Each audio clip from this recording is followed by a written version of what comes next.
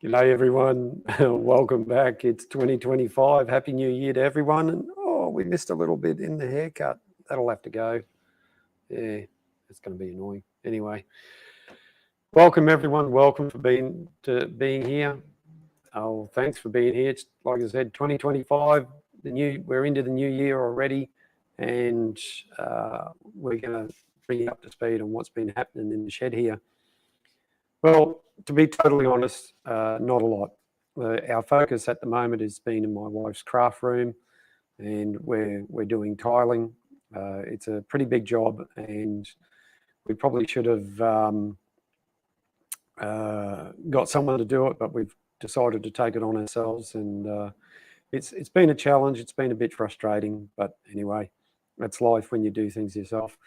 I'd just like to welcome everyone and give a few shout outs here. Roger the Pirate, he was first in.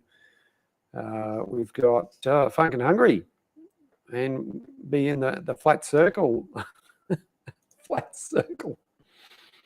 The flat circle of Mark's Planet scene. Yeah, I don't know where you get that stuff. Cody, g'day mate, how are you? Welcome here. Mum and Dad, they're watching over on Facebook. Thanks for being here. AJ, g'day mate, how are you? Yeah, it's just great to have you guys here. Now, if some of you follow my friend Emma, she does a stream on a Wednesday night, and she's going with a hashtag of Clean Slate 2025 or Clean Workbench and New Start, all that sort of stuff. I'm not doing that at the moment. All power to Emma. She had a bit of a dirty workbench, quite a bit, and even our friend Bill down in Tasmania, he got to and cleaned up his shed as well. It's looking fantastic, and I'm going to have to. I'm almost going to have to put my glasses on. I think my eyesight's getting worse, so I can see what's going on here. Yeah, you're probably right there, G. Flat circle, but it's a flat circle, flat Earth, but it's circle as well. Yeah, that's crazy. Bench and oh, that's a bit crazy. Let's change that. That's a bit crazy. I just put me cam. It's all about me. Better change this on. That's the bench as well. Bench cam. There we go. Look at that bench cam. Done. All sorted. Yeah. So the tiling, we've actually got half the room tiled, and we've started grouting today, and that's been a that's been an interesting little project. It's simple, but it's very labour intensive. If any of you looked at it or tried it, or actually physically done it for real, because you can sit down and watch these videos on how to and all that sort of stuff. They're great, they're helpful, but the actual time of mixing the grout, putting it in, wiping it off, making sure you get that right consistency, make sure it stays in there, all that sort of stuff.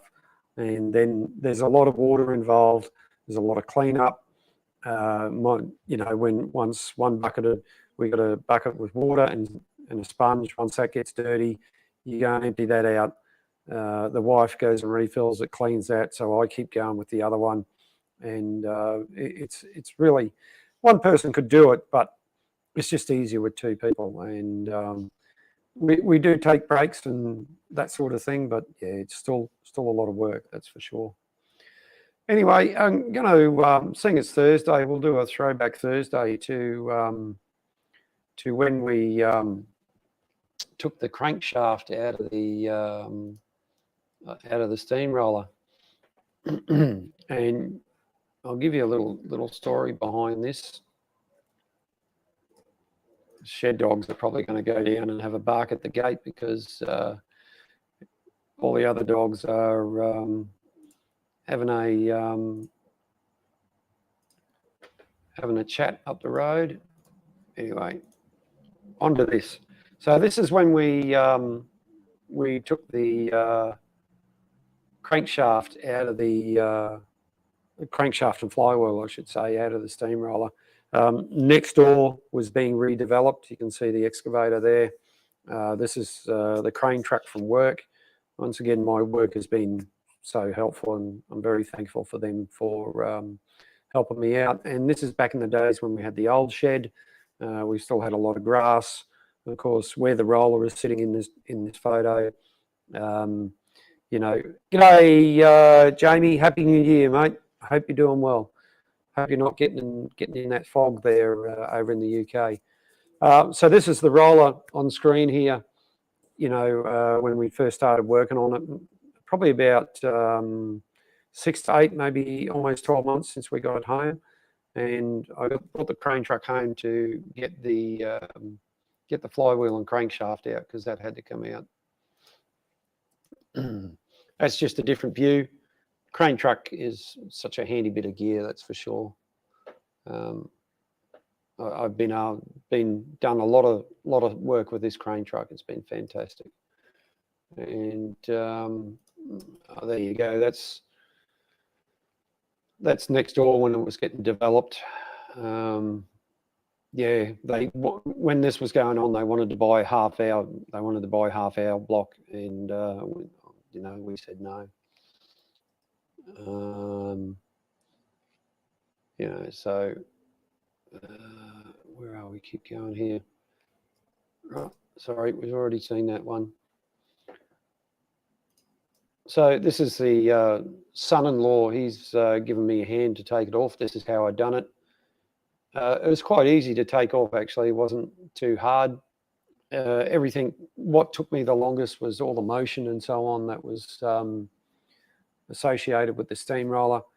It wasn't too hard to get off. Some parts were welded on, like a lot of these rollers that were put in parks. They were welded up in various places. And it didn't, the person who welded this, they either in a hurry or just thought, yeah, this will do, because some of the welds were tack welds. They were just there. They weren't anything big, and didn't do any damage. And I managed to repair whatever problems was caused by the welding. So yeah, like I said, it came out pretty easy. The son-in-law, it was quite handy. It was good to have him there. And of course, the crane truck just made life so much easier. And all up, I think it's probably about 200 odd kilos, something like that, maybe a bit more, 300 crankshaft and flywheel altogether. But it came out nice and easy. And there's another view in the process. Once it was up out of the horn blocks, off the bearings, it was not a problem. We just got it around to where we needed to. Now this one's for Jamie. That's the condition of my bearings when I took them out. There was no excessive wear or anything like that. I've been very fortunate. Like, you know, these are the original, I'm pretty sure these are the original bearings from when it was made in 1926. Nobody had robbed them or anything like that. And they didn't seem to have a lot of wear on them. You can still see the machine marks. If I might just zoom in a little bit there. This will take a few seconds before it shows up on the screen. But you can see the machine marks there nice and easily. And you would think that something like this in 1926 would, you know, would have been worn out by now. Yeah, G, that's what they call it, a horn block. I don't know why they call it a horn block. I should know. I don't. I'm sorry, but it is what it is. I'll find out and I'll tell you. That's for sure. Now this is from factory. This is how the flywheel was held on. So it's got a tapered key. You can see that, and it's got the pin through there with a cotter pin on there. Thanks, Murray. Murray's watching on over on Facebook. Anyway, consequently the flywheel and crankshaft was just slinging it back on the tray of the truck. We tied it down, and I moved the truck over slowly, and we then unloaded it. And once we unloaded it, we had it in the shed there. Now this is going back ages ago when things were a lot different in the shed, in the old shed, you know, compared to what they were or what they are now and what they are previously. Oh, excuse me. And once we took the crankshaft out, we could you can see the sort of problems we had. Oh, excuse me. Sorry, folks. Not problems, but just things we faced that you know, there's a build-up of crap, and that build-up of crap, unfortunately, did not do anything to preserve that part of the boiler. It actually caused us a lot of problems, and that's something we're working on to resolve. And it's been lingering on a bit. I've been procrastinating a little bit on that, but anyway, it's in the process of getting cleaned up. There it is. Once we dug everything out, that's what we're left with. This is part of the boiler, part of the pressure vessel, and once we undertook various thickness testing, we found that there was no way it was going to hold pressure. In fact, it already had some holes in it. So we've had to effect a repair, and all this has been done. Will be certified by a boiler inspector. He's told us what to do, well, and how to repair it. A procedure's been done up, all that sort of thing. So yeah, so there you go. That's the sort of thing that we've had to deal with working on the roller, and that's partly the reason why it's taken so long to get to where we are today.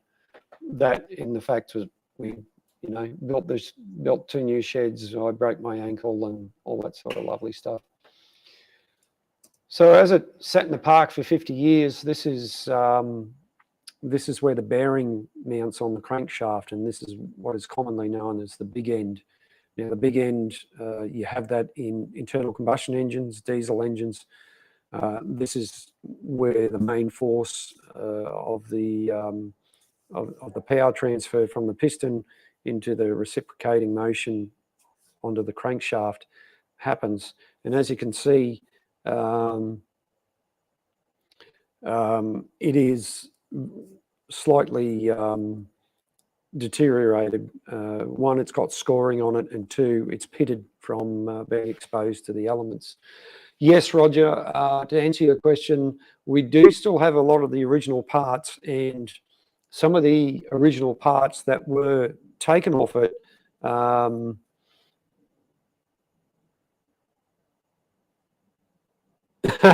Jamie, yeah. Look, mate, yeah, you're right. Sometimes that happens, but we've managed to save it. Well, considering what's recently been done to a Fowler traction engine over in your part of the world, someone spent a lot of money on rebuilding one. Recent post on Facebook, if you haven't seen it, or maybe you have seen it, but yeah. So anyway, the crankshaft had to be ground, of course. This is not an uncommon thing. It's something that happens every day in industry. That's me in the process of pulling it apart. At this stage, the flywheel's off. That was a little bit of a challenge, but nothing much. So back in the day, when they put things together, especially in this situation, they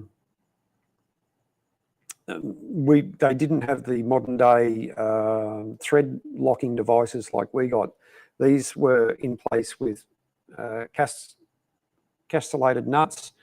That's a nut that's bigger than normal, and it's got a machine area in it, and it looks like a castle or a top of the castle, and you're able to line that up with a hole and put a cotter pin in there or a split pin and secure it in place.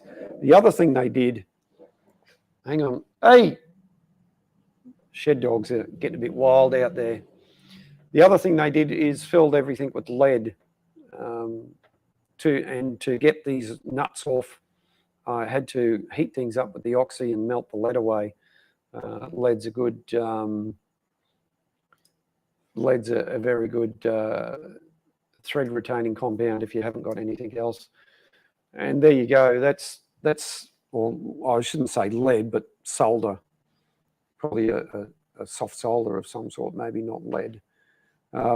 So that's the sort of bits I was getting out in chunks instead of melting it away completely. And you can see how the solder, I'll say it's solder, it could be lead. It's probably solder. Solder's just has a bit of tin in it to increase the melting temperature so it doesn't let go. You can see how well it formed thread, and I'm going to have to do this process. I'm going to have to do this again when we put it back together. Now, Jamie, I don't know if you've been through that process or not, but anyway, it is what it is. This has also taken a while back. That's another part of the family that would come up and help. Everyone's a lot older now, and but it is what it is. And yeah, that's about it in terms of crankshaft and bits and pieces. It was just a slow process of taking bits and pieces apart. Once they're apart, we cleaned them up as always.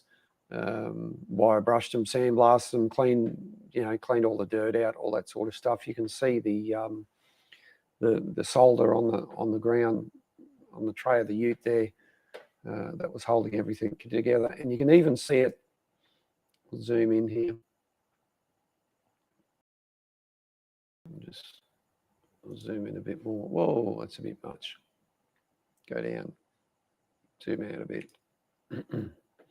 And you can see how the solder is wrapped around the thread, securing everything in place, locking everything in place. And that's the way it was done. Right, so I'll stop sharing that and I'll play catch up in the shed. Jamie said, okay, once had a lead plug come out of the balance weight on a Fowler road loco crank on the road. It nearly rode off the car behind us. Whoa, that's pretty bad. Yeah, I've had a similar situation, but not as bad, Jamie. I was driving a Marshall agricultural engine at a rally, and went to do a winching demonstration, and the crankshaft broke. Lucky we weren't going down the road or anything like that. We were just going very slow, and yeah, it's certainly not a good thing that would to happen. But that was a compound engine, and what had happened was the one of the webs of the crankshaft had been welded before. It was the low pressure side, and obviously, as you know, the low pressure side gets abused a bit when you compound the engine or put the simpling valve in, and over time that soft metal just tore apart. So we had to take the canopy or flywheel crankshaft out and all that sort of thing. So yeah, it's not good. Not good indeed. Nothing's happening with the tender. Obviously, no tools on the bench or anything like that. Like I said, we've been tiling, and we've still got a lot more work to go on the tiling side of things. So it's been a bit lack here, but concentrating down there in the wife's workroom, and made a video. Had to make up a piece to go to mount on the wall where one of the taps comes through for the toilet, where the plastering contractor just grabbed a hammer, as they do, and they go bang, bang, and just knock holes in walls with hammers. And yeah, that was a bit disappointing. So I turned up a piece of aluminium and put a thread in it, and made that up. So I've made a video about that. One of those things that you know, takes a bit longer than normal to sort out. And yeah, so that video will be uploaded soon, and you can watch that at your leisure or speed through it or whatever. But that's about it on the roller side. There's not much more. With some of the rain we've had here, we've had a bit of flooding in the shed here, nothing major. It'll be great once we get the wife's workroom sorted out, because I go back to work in a few days' time, 6th of January. A lot of people, work over, essential service people work over the Christmas break. Some of them, some people are going back today. I go back Monday, back to the grind. So yeah, it is what it is, unfortunately. And in that, I think I haven't run out of things to say, but I'll put the link into the chat if anyone wants to come and have a chat. Just be respectful. Make sure you got clothes on, all that sort of stuff. I've got a cupboard full of. I've talked about this before. I've got a cupboard full of parts that are ready to go back on. When things settle down and we stop doing things at home and mowing grass and all that sort of stuff, I really want to put a fair effort into the roller this year and make some big progress. So there's some big things to come. In saying that, to actually there's a lot of work in that tender there, hell of a lot, and I'm probably going to take it to work and just chip away at it at work in the afternoons. It's probably going to be easier than doing it here. I got everything at work, well, not quite everything, but most things at work, and it's going to be just easier if I do it in the afternoon instead of coming home and then trying to do something after dinner and it's too late and all that sort of stuff. So even if I do a bit during my lunch hour on the tender, just so I can get on top of things. As I mentioned before in the previous streams, the front rolls, I took them away to get sandblasted and painted, undercoated before Christmas. They were done. I actually could have brought them home, but I chose not to. I think it was actually better that I left them behind. But they're all undercover. They're safe and sound, and I'll just have to pick them up when I go back to work, so I can bring the front rolls home and start working on them. I've still got the show on stream. I still haven't got to these. These are obviously, we've seen these before. These are the spider gears or the planetary gears. The bearings there are the old ones, and even with the new shaft size, you can see how much play was in those, and that's too much. So this is our new piece of bronze. We're going for this possibly was brass, because on all the drawings and other documentation, Fowler stated that they used high quality brass, but this is bronze or LG2 bronze, leaded gunmetal. It's also is its proper terminology. So it's got a bit of lead, which makes it free machining, but bronze is slightly better than just what they were. So hopefully we'll get a lot more life out of these in the new ones, and it'll take some of the noise and rattle out of it. But these machines do have a rattle about them. Now, most of you in the video I'm uploading, most of you might notice that I'm wearing the regulation safety boots here in the workshop, as you do. That's just a thing you do. Thanks, Roger. Appreciate it, mate. I really do. Righto, let's go back over here and back to me. So yeah, we've got a few things going on. It's not only about the roller. I also, as most of you know, I volunteer my time down at the club, Queensland Steam and Vintage Machinery Society. Thanks, Heads over on Facebook. He's watching there too. Thanks, mate. Thanks for being here. You've seen video of that steamroller before, which I've shown. Here it is. Where is it? There it is. Where's a better photo? Let's share that one. So this is from a Christmas function we did. Hang on.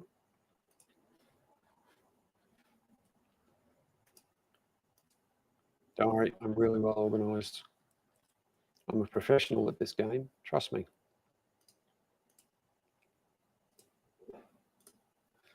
There we go.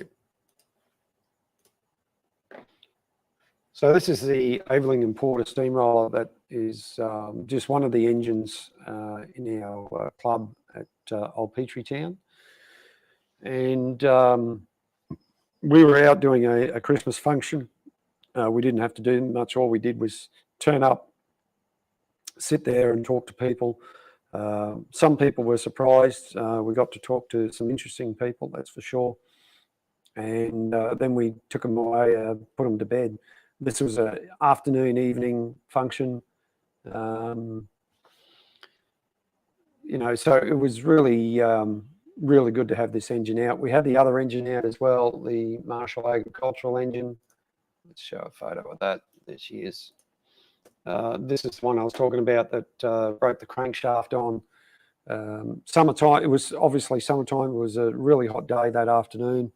And so having the both engines out and sitting there steaming away, talking to people, a lot of people get up close and personal. You know, we don't have them barricaded off or anything like that.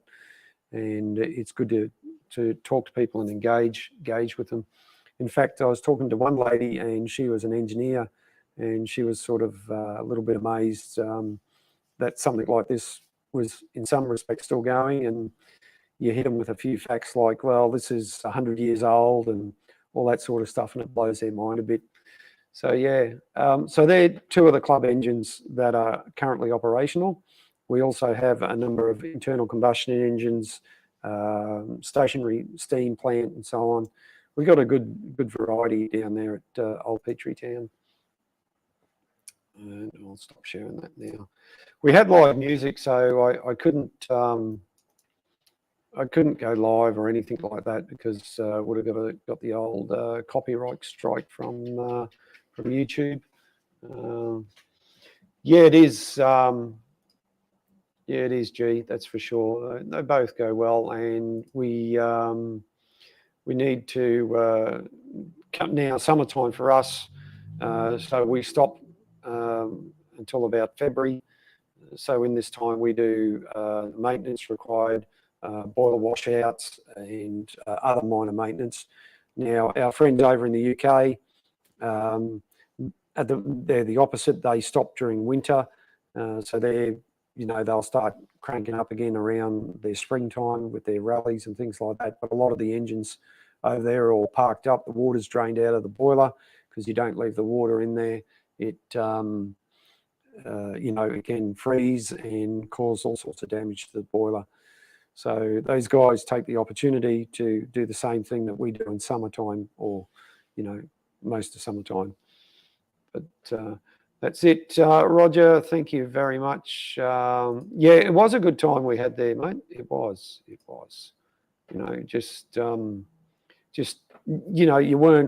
were keeping an eye on the engine, but you're standing there talking to people, having a bit of fun and playing up. That sort of thing. And Jamie's saying, it's frosty today. Oh, no, mate, no. I hope you're staying warm. Hope you haven't broken your truck again. That was a classic, that was. But yeah, and so what is it, Jamie? What's the temperature over there at the moment? Must be bloody cold. Too cold for me, that's for sure. What else can I show you? Well, yeah, that's about it, actually. I think I've bored you to tears or bored you to death for long enough. The video's coming up that'll cold or freezing, Jamie. Yeah, exactly, exactly, G. Yeah, it can't be. It's one or the other. It can't be, that nice temperature or anything like that. Yeah, hope you're not getting any snow, Jamie. Not sure, just cold. Well, I hope you're inside, or maybe you're in your shed and you keep it nice and toasty and warm in your shed working on your steamroller. Enjoy the photos you put on Facebook, mate. I haven't been putting anything on Facebook. We've been working at home here. So, yeah. So anyway, look, guys, I'm not going to hold you any much longer. That's about it. I haven't got much more to talk about. I'll keep it short and sweet tonight. I'd just like to say thanks everyone for watching. Thanks for tuning in. Thanks for the support. More to come in 2025. Oh, cool. Yeah, thanks, guys. Stay safe. Look after each other. Look after yourselves. And say good day to your mum for us. And we'll catch you next time. Bye for now.